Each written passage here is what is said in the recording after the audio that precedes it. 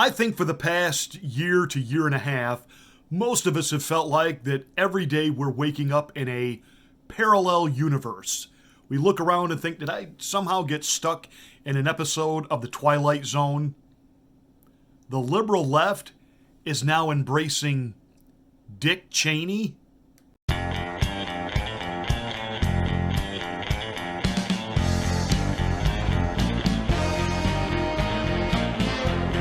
As you know, on Thursday, we had to have the solemn remembrance of what happened, supposedly, on January the 6th.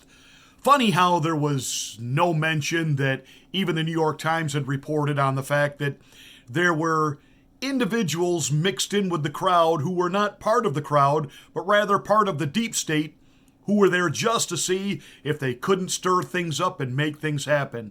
That might make you begin to realize why Merrick Garland hasn't done more to pursue.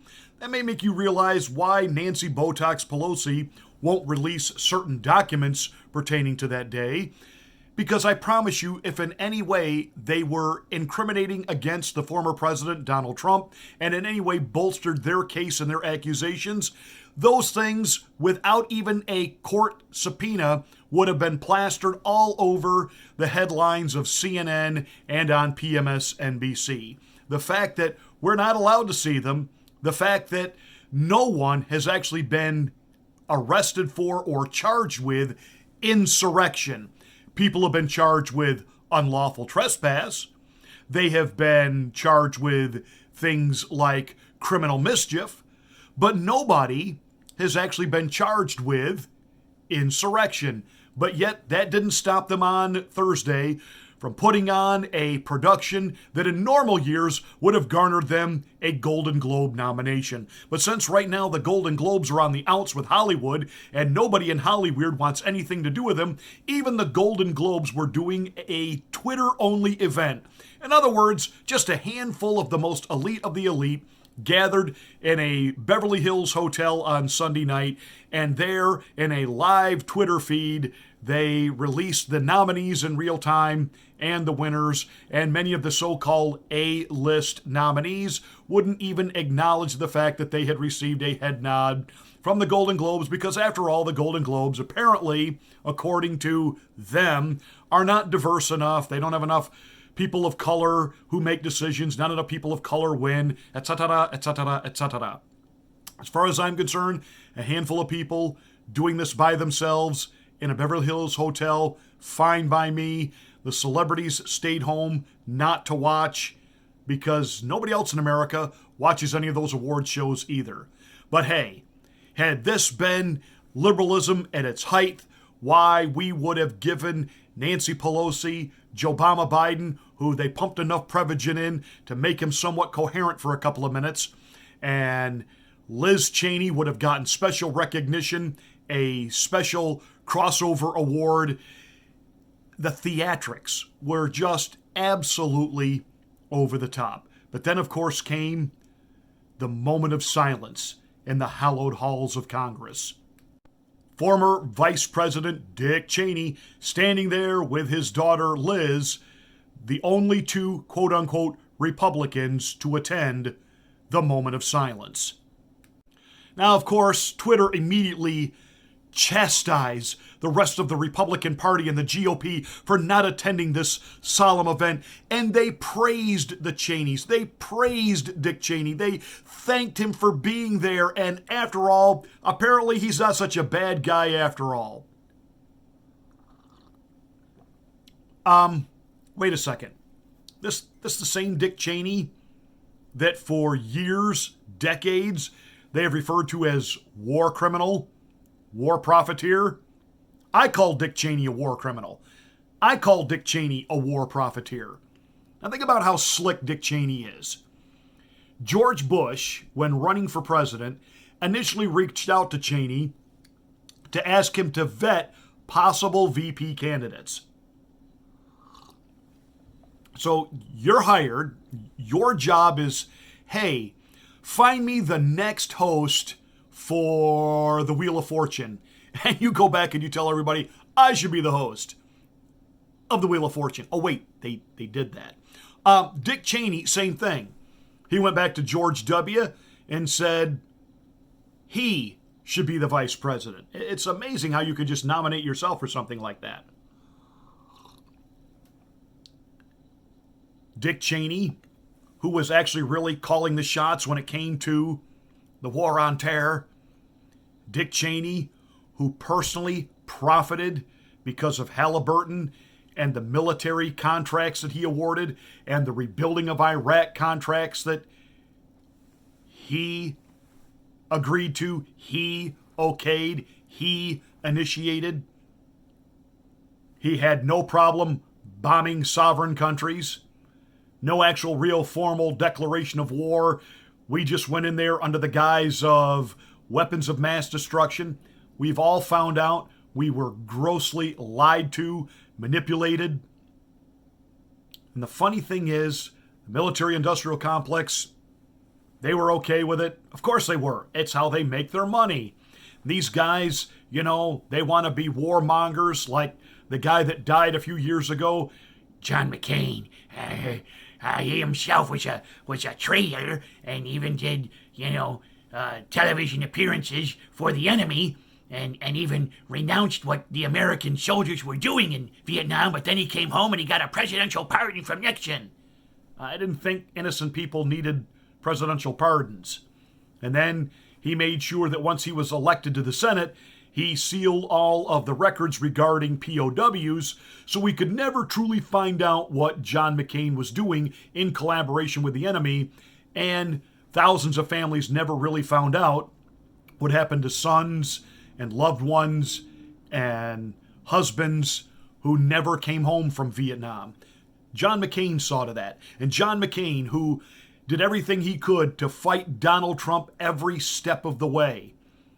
John McCain and Lindsey Graham, those guys never saw a war or a conflict they didn't want to be involved in. Rand Paul correctly pointed out regarding Lindsey Graham and John McCain that they would have us perpetually at war with someone all of the time. The only one that really spoke up and campaigned against that was Donald J. Trump. Could that be why the deep state, could that be why the military-industrial complex didn't like the guy, wanted him to go?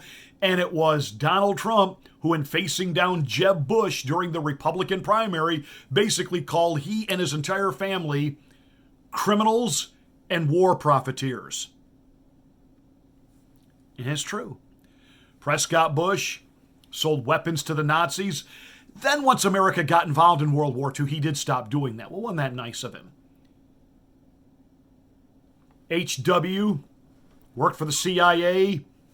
Funny how Donald Trump makes one insinuation about H.W. being involved in the JFK assassination, and literally the entire universe exploded.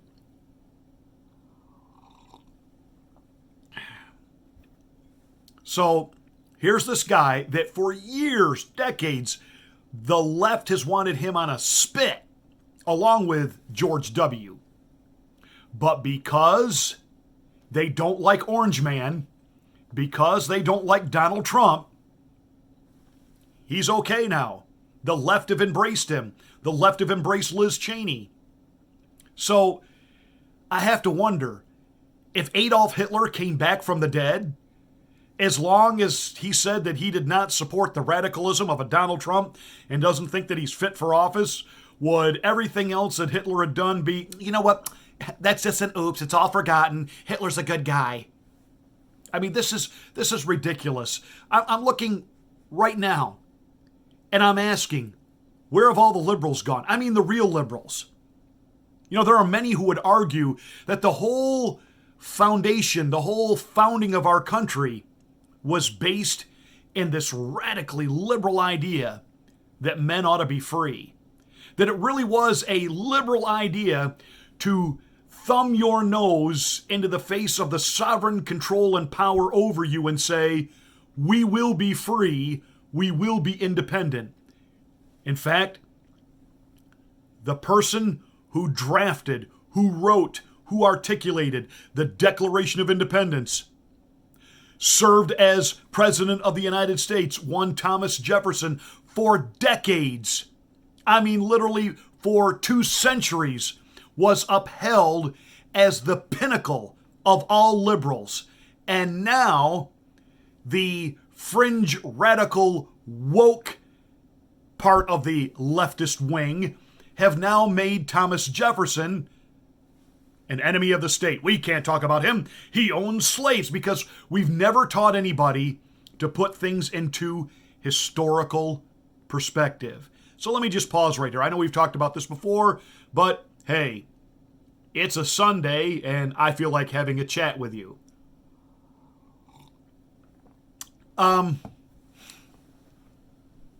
Thomas Jefferson did own slaves. Thomas Jefferson did want to see slavery ended, but that didn't happen in his term.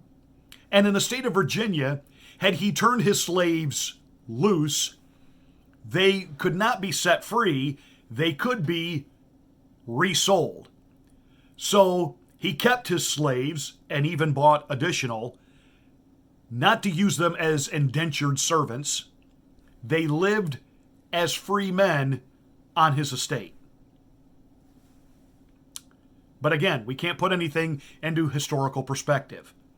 And a person who was at one time the hero of liberalism, Thomas Jefferson, considered the godfather of the liberal movement. Nope. Now he's a villain. And we can go on and on and on. And I ask, where are the real liberals? Where are you? Because right now, those of you calling yourself liberal, you are in lockstep with all of these mandates and these grotesque violations of our most basic rights. And if I do not have the right to say no to injecting something into my own body, then what do I actually have any rights in? It all becomes just a grand illusion and delusion that we're participating in.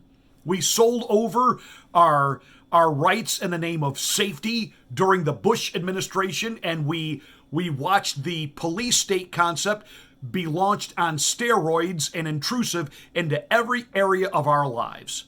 Does anyone really doubt that the cell phones we carry, the Alexas we have in our living room, the TVs, the computers, does anyone really doubt that we're not under supervised surveillance? Does anybody, is that really considered still this way out nut conspiracy theory when you are, as I was recently, several hours away from my house, when I got a text message? I reached into my pocket, pulled out my cell phone, only to have my new TV tell me it had been 48 hours and he missed me.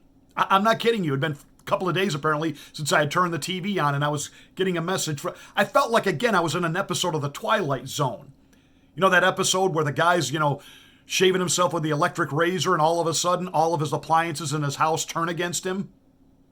I mean, it was that kind of freaky, weird, warped. I have a friend who is a missionary in the nation of China. He was in a store looking at neckties. He picked up one. They just loved it. It was beautiful. But when he realized that the price in the exchange would cost him about $100, he thought, that's a nice tie, but it's not that nice. I'm not going to spend $100 on that tie. Put it back down. As he started to walk away from the counter, his phone dinged. He looked at his phone, and immediately there was a 50% coupon on his phone for the very tie that he was just looking at. Now, how far behind, especially with 5G coming everywhere across this country, do you think we are? And all of these mandates that are being rolled out, you will do this, you will show us your papers, or you will not get in here to have a hamburger. I mean, on the one level, it's crazy and it's insane. And on another level, we got half the country now freaking out over the common cold. The common cold.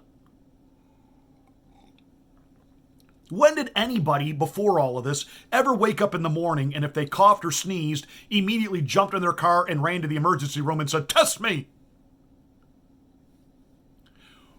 We are turning on each other. Those of us that choose to live free, we do give funny looks to people when we see them outside by themselves wearing a mask. Those that are constantly masked are looking at us as if we are like carriers of leprosy and the plague and we're going to kill everyone. We have a president that is dividing us and saying this is a a crisis of the unvaccinated, when in reality the numbers and cases are exploding, even though the vaccination rates are way up and continue to rise. Because again, initially we weren't told the whole story. We were led to believe that once you get love potion number 9, all this is going to stop. And they said, well, you'll need to get love potion number 10. And then booster number 11 and 12 and 13 to infinity and beyond.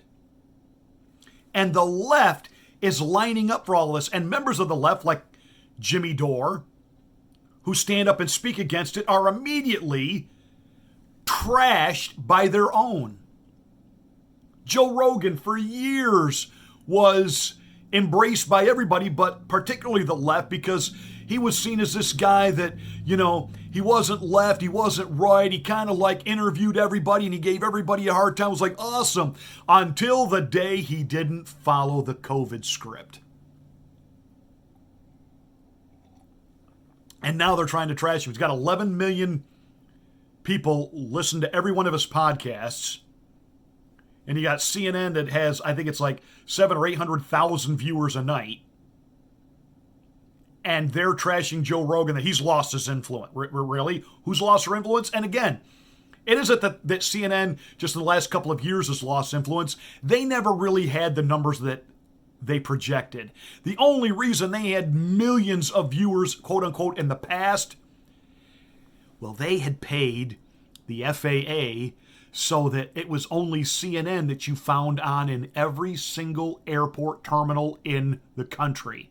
You couldn't go to a gate, you couldn't walk down a hallway in any airport in this country and not see CNN, CNN, CNN, CNN. It was everywhere. And they just added up the passengers in and out of those terminals every day and just, quote, included that in their ratings and their audience. The whole thing was fictitious. It was fake. Fake news. Fake. And the liberals who at one time would have stood against mandates, would have stood against the violation of civil liberties, are now the ones that are absolutely in lockstep with this tyranny, saying you must do it or you need to leave, or we'll lock you down. We will. Some radicals are even thinking that we ought to be placed in like concentration camps. They call them isolation camps. And we'll have to figure out for ourselves how to get food and nourishment. I mean, this is what's being done in the name of liberalism. And so may I take this opportunity to take you for a little stroll down memory lane and say, whatever happened to this liberalism? I got this real moron thing I do. It's called thinking. And I'm not a very good American because I like to form my own opinions. I don't just roll over when I'm told to. Sad to say, most Americans just roll over on command. Not me. I have certain rules I live by. My first rule, I don't believe anything the government tells me. Nothing. Zero. Nope. And I don't take very seriously the media or the press in this country, who in the case of the Persian Gulf War were nothing more than unpaid employees of the Department of Defense, and who most of the time function as kind of an unofficial public relations agency for the United States government. Makes you wonder, what would George Carlin's stand-up sound like now if he were still alive? What would he be saying about mandates? What would he be saying about those pushing for them? What would he be saying about watching the so-called left line up in lockstep? And would his head explode when he realized the ones that are really pushing back on all this, the ones that are now really questioning the government, saying whoa to the FBI, saying hold on to all of this grotesque overreach, are actually people coming from the right. I know there are some progressives watching me. There are progressives out there like Jimmy Dore, Sagar Enjeti, others, that are not for all of this. And I've said it before and I will say it again. This isn't about left versus right. It's about right versus wrong. It's about them, the oligarch versus us. And it is time we put aside some things and got together on this, or there won't be any rights left to defend. Hey, that's it for my Sunday afternoon rant. Thank you so much for watching. Make sure you're a subscriber to the channel. Smack the bell, click the word all to get notification of my next rant, and please make sure that you are linked in and following me over at Rumble. There is coming a day when we won't be able to do here what we do, but Rumble, you've got to help me build my audience there. Thank you.